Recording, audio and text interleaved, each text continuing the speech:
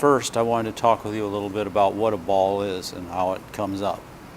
It's a sphere, and a definition of a sphere is everything is equidistant from a single point. And hence, that's what we need to check on it with a micrometer. And what we're going to do is when we turn it, I'm going to show more of this. But that's what I'll be doing, is checking out and moving back until we get a ball, an actual sphere out of it.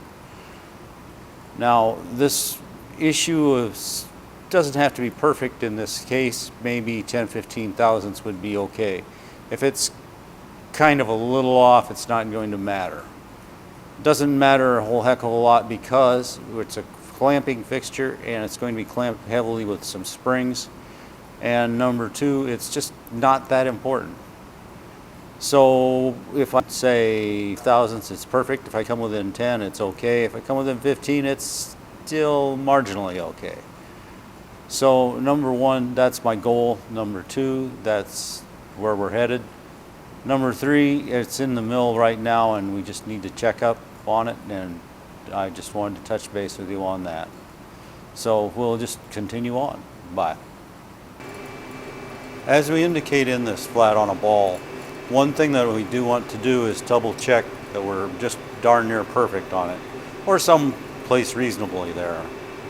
And what I've done is I've checked out, I'm pretty close here on this diameter, and now I'm coming up here onto this flat and double check it.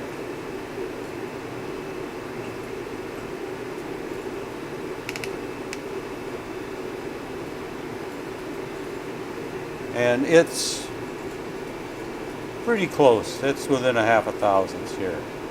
So I'm going to let it go.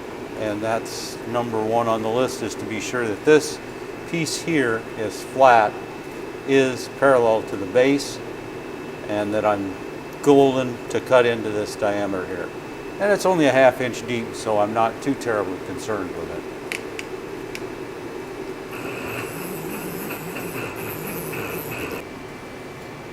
Okay, so now what we want to do is program this. And we want this to come up 2 1/8 inches in diameter and 5/16 or 9/16 deep.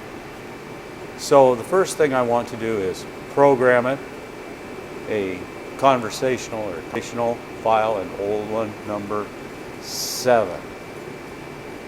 And this just is a nice number. Next.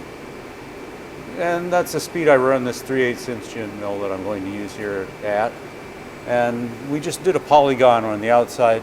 Now what we want to do is an inside one. So I'm going to insert into this a pocket, circular pocket clear. Yep, that's it.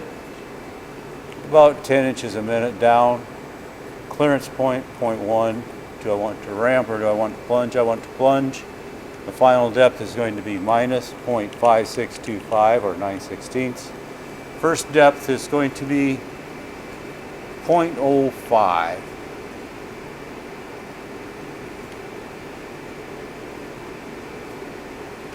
Minus 0.05. So 50 thousandths. So the depth is around 0.050. And a feed rate of, let's cut her down a little bit and let's go 17.0. And the pocket centers are going to be 0.0 and 0.0.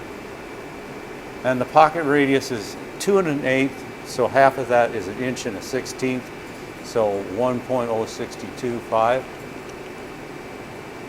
And the cut width, I'm going to go 1/4 inch.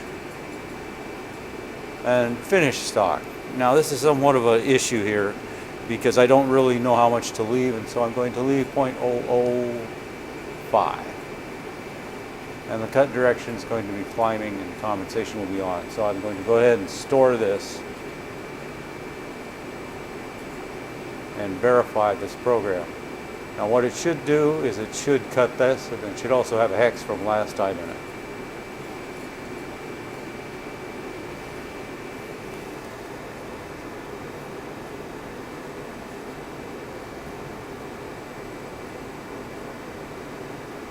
In fact, here's the outside polygon, so what do we do with it?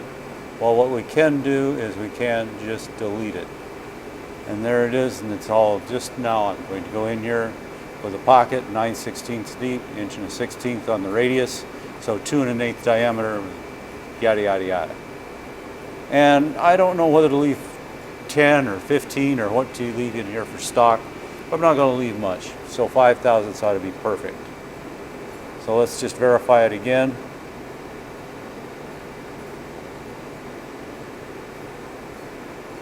Now we know from past experience that if we go out with this, that it will be smaller if we run it.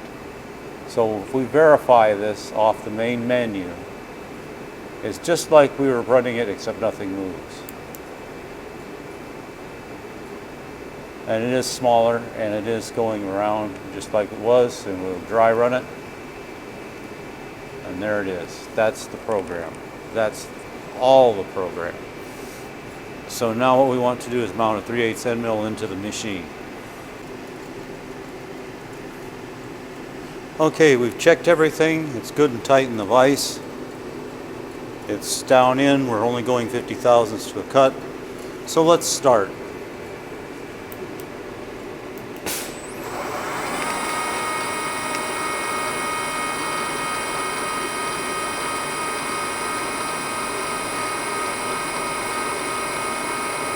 It says they're just a little over 100 thousandths above it, and that's about right, 80 thousandths.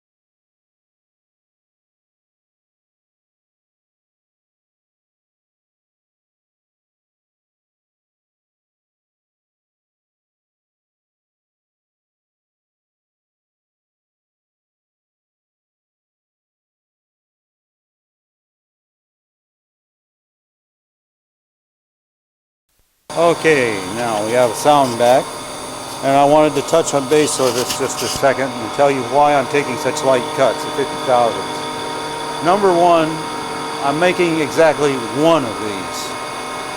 So like, let's say that this ends up taking 15-20 minutes, or well, let's say an hour. And let's say that I'm really great and I'm wonderful and I could cut it down to 0. This could save me maybe $100. Whoopee. It's just not worth it in order to scrap out a $500 chunk of steel.